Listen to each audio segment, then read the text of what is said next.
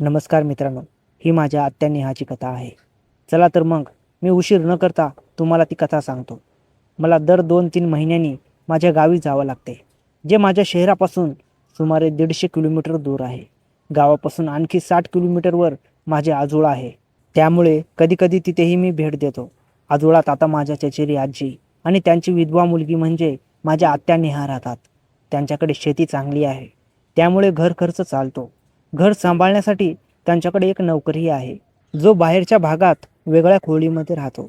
आता मी तुम्हाला माझ्या आत्याबद्दल थोडेसे सांगतो. त्यांचे वय 40 वर्ष आहे. त्यांचे लग्न 24 वर्षांच्या वयात झाले होते आणि वैवाहिक जीवन चांगले चालत होते. पण 6 वर्षांनी एका अपघातात त्यांचे पती गेले. त्यामुळे त्या माहेरी आल्या आणि आईसोबत राहू लागल्या.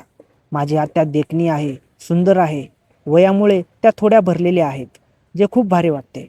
त्यांचे भरदार व्यक्तिमत्व आणि रुंद अस्तित्व त्यांच्या सौंदर्यात भर घालतात. आत्याशी माझी फोनवर आणि व्हॉट्सअपवर वारंवार बोलणे होत असते. पण आत्तापर्यंत सर्व काही मर्यादितच होते. त्या माझ्याशी चांगल्या प्रकारे मिसळतात, त्यामुळे विनोदही होत असतो. माझी आई नेहमी त्यांना शहरात येऊन राहण्यासाठी आणि फिरण्यासाठी बोलावते. यावेळीही आई म्हणाली, नेहा, काही दिवस आमच्याकडे ये, तुझा मूडही फ्रेश होईल आणि आपण सर्वजण फिरायला जाऊया.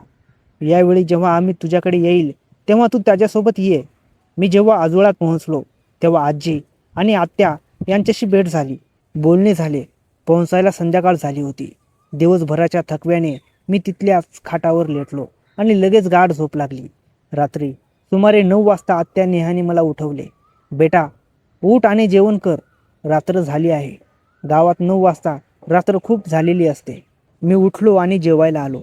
आत्या नेहा देखील माझ्यासोबत जेवू लागल्या. मी तुम्हाला सांगतो, आत्या नेहासाठी माझ्या मनात कधीही अशी भावना नव्हती. पण त्या दिवशी त्याने व्यक्तिमत्व झाकले नव्हते आणि त्यांच्या व्यक्तिमत्वाची झलक स्पष्ट दिसत होती. मला ते पाहून वेगळे आणि चांगले वाटत होते. रात्रीचे वातावरण आणि आत्या माझ्याशी हलक्या विनोदाने बोलत होत्या. अमित, सांग, कसे चालले आहे तुझे? तुझे नवीन बिझनेस कसे आहे? मित्र कसे आहेत? आत्या, बिझनेस चांगला आहे. जेवताना माझी चम्मच खाली पडली. मी झुकायच्या आत आत्या झटकन झुकल्या आणि चम्मच उचलली. त्या ठेवत असताना त्यांची नजर माझ्यावर पडली. माझी नजर त्यांच्या व्यक्तिमत्वावर होती. आत्या नेहाने मला पाहिले आणि थोड्या लाजल्या, पण त्यांनी सामान्य दाखवले. नंतर सामान्य वातावरणासाठी त्या माझ्याशी बोलू लागल्या. थोडा वेळ आम्ही बरंड्यामध्ये फिरलो आणि गप्पा मारल्या. नंतर आत्या म्हणाल्या, अमित, तुझे बिस्तर मी माझ्या खोलीत लावले आहे. आजीही त्याच खोलीत झोपतात, म्हणजे कुणालाही एकटे राहावे लागणार नाही. आमच्या तिघांच्या खाटा एकाच खोलीत होत्या. मध्यावर आजी, नंतर आत्या आणि मग मी. आम्ही झोपायला आलो. आत्या म्हणाली, अमित, सकाळी लवकर उठ, जायला उशीर नको. मी होकार दिला, पण मनात आत्या नेहाचे व्यक्तिमत्व फिरत होते. समोरच त्या झोपल्या होत्या, ज्यामुळे त्यांच्या व्यक्तिमत्व आणि अस्तित्वाचे आकार मला स्पष्ट दिसत होते. मध्यरात्री माझी झोप उघडली. ते पाहून माझ्या मनात भावना दाटून येऊ लागली. मी स्वतःला समजावले आणि झोपलो. दुसऱ्या दिवशी सकाळी आम्ही लवकर उठलो. नाहून मी तयार झालो. गरमी जास्त होती म्हणून मी टी शर्ट आणि शॉर्ट्स घातले. नाश्ता केला. आत्या म्हणाल्या, चल अमित, मी तयार होऊन येते. ड्रायव्हरला गाडी काढायला सांग. तेव्हा आत्या नेहा तयार होऊन आल्या. तेव्हा माझ्या डोळ्यात आश्चर्य भरले. मी त्यांना वर्षापूर्वी साडीमध्ये पाहिले होते. आज पुन्हा साडीत पाहून मी स्तब्ध झालो. त्याचबरोबर काल रात्रीपासून त्यांना पाहण्याची माझी नजर बदलली होती. त्यात अनभिज्ञ आत्या म्हणाल्या, अरे हिरो, कुठे ध्यान आहे? चालायचे नाही का? असे म्हणून त्या हलकेसे हसल्या आणि पुढे कारकडे गेल्या. मी आजीचे पाय शिवून सामान घेतले आणि त्यांच्या मागे चालू लागलो. मी त्यांचे अस्तित्व पाहत डिगीपर्यंत आलो आणि सामान ठेवले. आत्या मागच्या शीटवर बसल्या. मी ड्रायव्हर शेजारी बसलो आणि निघालो. रस्ता खराब होता म्हणून ड्रायव्हर हळू चालवत होता. एक मोठा दगड लागला आणि ठक्क आवाज झाला. गाडी थांबली. मी आणि ड्रायव्हर खाली उतरलो. गाडी साईडला लावली. आत्या घाबरल्या. मी समजावले, पाहू, जवळ कोणी मेकॅनिक असेल तर गाडी ठीक झाल्यावर निघू, काळजी करू नका. मी घरी आणि आजीला फोन करून सांगितले. ड्रायव्हरने बाईकवर जाऊन मेकॅनिकला घेऊन आला. मिस्त्रीने गाडी गॅरेजमध्ये नेली. संध्याकाळ झाली. आम्ही थकलो होतो. भूकही लागली होती. गाडी ठीक झाल्यावर आम्ही धाब्यावर जेवायला गेलो. मी ड्रायव्हरला दुसरा रस्ता घ्यायला सांगितला. आता मी मागे आत्या नेहाच्या शेजारी आरामात बसलो. 2 तासाचा प्रवास बाकी होता आणि अंधार पडला होता. मी डोळे मिटून आराम करू लागलो. आत्या नेहा थकव्यामुळे झोपकळू लागल्या. अर्धा तास झाला. आत्या नेहा माझ्या पायावर डोके ठेवून झोपल्या होत्या. त्यांचे व्यक्तिमत्व पुढे येत होते. ते पाहून माझी भावना दाटून येऊ लागली. त्यांनी करवड घेतली. त्यामुळे त्यांचा हात माझ्या भावनेच्या जवळ आला. मी घाबरलो होतो, पण आत्याने हलक्या हाताने अनुभव घेतला. मला आश्चर्य आणि आनंद दोन्ही झाले. जे कधी कल्पनाही केले नव्हते ते घडत होते. त्या क्षणी माझ्या मनात एक विचार आला. हे सर्व केवळ नकळत झालेलं नव्हतं, तर वर्षानुवर्ष एकटेपणात राहिलेल्या आत्याच्या मनातलं प्रेम, काळजी आणि अव्यक्त भावनेचा स्पर्श होता. मी स्वतःला विचारू लागलो, खरंच हे काय आहे? गाडी शांतपणे पुढे जात होती. रस्त्यांच्या दोन्ही बाजूला अंधार आणि झाडाच्या सावल्या आणि एक विचित्र शांतता निर्माण करत होत्या. आत्या नेहाचे डोके माझ्या पायावर स्थिर झाले होते. त्यांचा हात हळूहळू माझ्या भावनेच्या जवळ फिरत होता. मी स्वतःला रोखण्याचा प्रयत्न करत होतो, पण भावना आणि मन दोन्ही एका नव्या लाटेत बुडत चालले होते. त्यांचा स्पर्श नकळत नव्हता हे मला जाणवत होते. वर्षानुवर्षे एकटेपणात राहिलेल्या एका स्त्रीची इच्छा आणि कदाचित माझ्या मनातील भावना मिळती जुळती होती. अर्ध्या तासानंतर आत्या हळूच उठल्या. त्यांनी माझ्याकडे पाहिले. गाडीच्या मंद प्रकाशात त्यांचे डोळे वेगळे चमकत होते. अमित, तुला थकवा लागला असेल, थोडे झोप, असे म्हणून त्यांनी माझा हात हातात घेतला आणि तो आपल्या मांडीवर ठेवला. माझे मन जोरजोरात धडकत होते. मी काही बोललो नाही. प्रवास चालू होता. ड्रायव्हर समोर रस्त्यावर लक्ष केंद्रित करून होता. शहराजवळ पोहोचण्यापूर्वी सुमारे अर्धा तास शिल्लक असताना आत्या पुन्हा माझ्या खांद्यावर डोके ठेवून बसल्या. त्या क्षणी मला वाटले की हे सर्व स्वप्न आहे, पण ते वास्तव होते. आम्ही दोघेही एका नव्या सीमेवर उभे होतो. शहरात प्रवेश केल्यावर गाडी आमच्या घराजवळ येऊ लागली. रात्रीचे 11:30 वाजले होते. मी आत्या नेहाला उठवले. आत्या, आपण आलोय. त्या हसल्या आणि सरळ बसल्या. ड्रायव्हरने गाडी घरासमोर थांबवली. मी उतरलो आणि सामान काढण्यासाठी मागे गेलो. आत्या देखील उतरल्या. त्या क्षणी जेव्हा मी डिगी उघडत होतो, जेव्हा माझ्या फोनवर एक मेसेज आला. नंबर अपरिचित होता. मी उघडला. मेसेज होता, अमित, तू नेहा आत्यासोबत गाडीत काय करत होतास? मी सर्व काही पाहिले आहे. तुझ्या आजीला आणि आईला सांगायचे का? किंवा तुला काही वेगळे हवे असेल तर मला भेट. मी तुझ्या आजोळातल्या नोकराचा भाऊ आहे. उद्या सकाळी 10 वाजता शहराबाहेरच्या त्या जुन्या मंदिराजवळ ये. एकटा ये, नाहीतर. माझे हात थरथरले. मी मागे वळून पाहिले. आत्या नेहा घराच्या दाराकडे चालत होत्या. त्यांच्या चेहऱ्यावर समाधान होते, पण माझ्या मनात भीती, संशय आणि धक्का यांचे वादळ उठले होते. हा नोकराचा भाऊ, तो कसा काय? मी फोन खिशात ठेवला आणि आत्याच्या मागे मागे चालू लागलो. पण आता प्रत्येक पाऊल भारी होत होते. आम्ही घरात प्रवेश केल्यावर आईने आत्या नेहाचे स्वागत केले. नेहा, किती दिवसानंतर आलीस?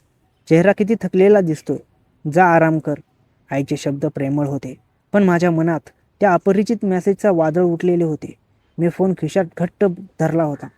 आत्या नेहाच्या चेहऱ्यावर समाधान आणि थकवा दोन्ही दिसत होते. त्या आजींना फोनवर सर्व काही ठीक असल्याचे सांगत होत्या. रात्री जेवणानंतर मी माझ्या खोलीत गेलो. फोन उघडला आणि त्या मेसेजेसचे स्क्रीनशॉट घेतले. नौकराचा भाऊ. मी विचार करू लागलो. गावातला नौकर रमेश आमच्या आजोळात वर्षानुवर्ष काम करत होता. त्याचा भाऊ शहरात असावा, पण त्याने गाडीत काय पाहिलं? आम्ही तर फक्त बोलत होतो. थकव्याने झोपली होती ती. तरीही भीती का वाटत आहे मला? कुटुंबात काही गैरसमज झाला तर?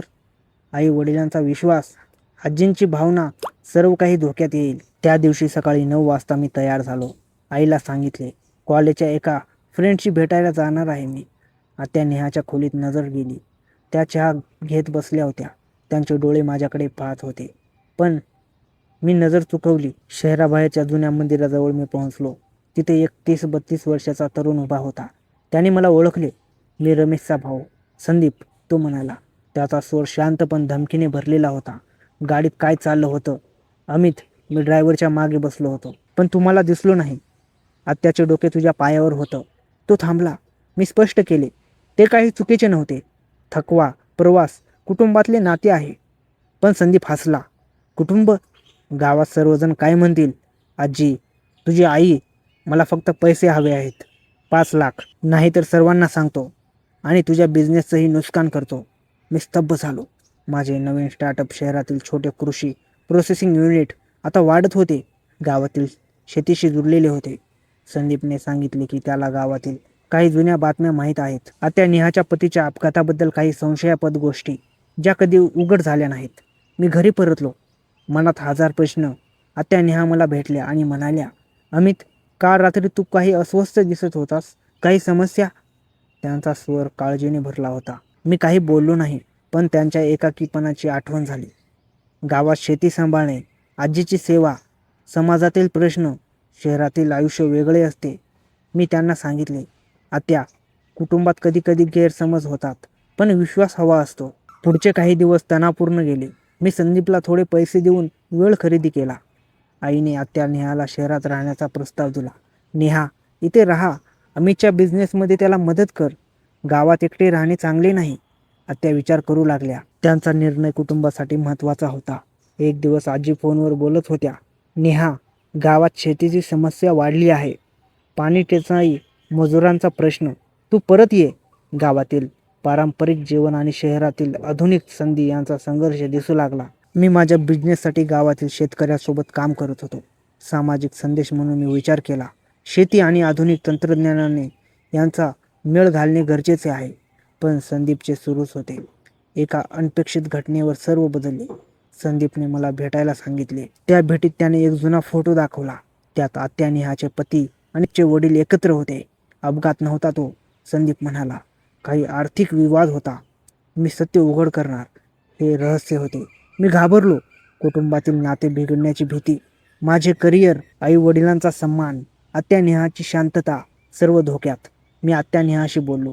त्यांनी सांगितले, अमित, आयुष्यात एकटेपणा येतो, पण कुटुंब हेच बळ आहे. चुका झाल्या असतील तर समोर जायला हवे. हळूहळू ट्विस्ट येऊ लागला.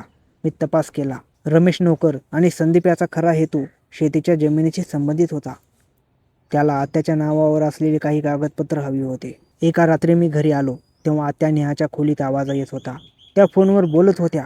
हो, तो अजून आहे, पण सत्य सांगायचे की नाही. मी दाराजवळ थांबलो. त्या कोणाशी तरी बोलत होत्या. संदीप की आणखी कोण? दुसऱ्या दिवशी सकाळी आईने सांगितले, अमित, आजीनं फोन केला होता. गावात मोठी समस्या झाली आहे. मित्रांनो, आता खरी गोष्ट सुरू होणार आहे. पुढे जे घडल ते पाहून तुमच्या मनावर काटा येईल. पण प्रश्न एकच आहे, तुम्हाला याचा पुढचा भाग खरंच पाहायचा आहे का? जर हो असेल तर आत्ताच या व्हिडिओला लाईक करा आणि कॉमेंटमध्ये मोठ्या प्रमाणात लिहा पुढे काय झालं.